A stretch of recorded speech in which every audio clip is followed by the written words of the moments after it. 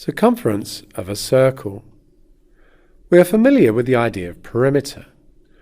The perimeter of a shape is the distance around the shape. So if we had this triangle, for example, the perimeter would be 7 plus 4, giving me 18 centimeters.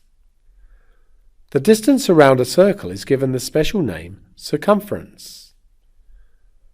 So the circumference, or C, is the distance all the way around the circle. We need to be aware of two measurements on a circle.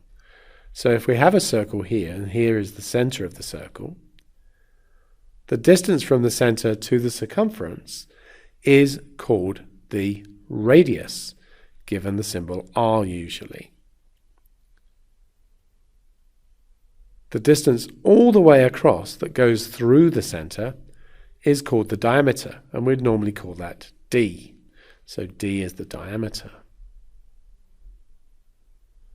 We can calculate the circumference using either the radius or the diameter.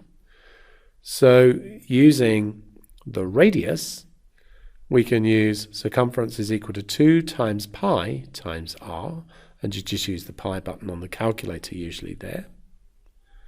If we know the diameter, then C is just equal to pi times the diameter. We'll look at using these in the examples that follow.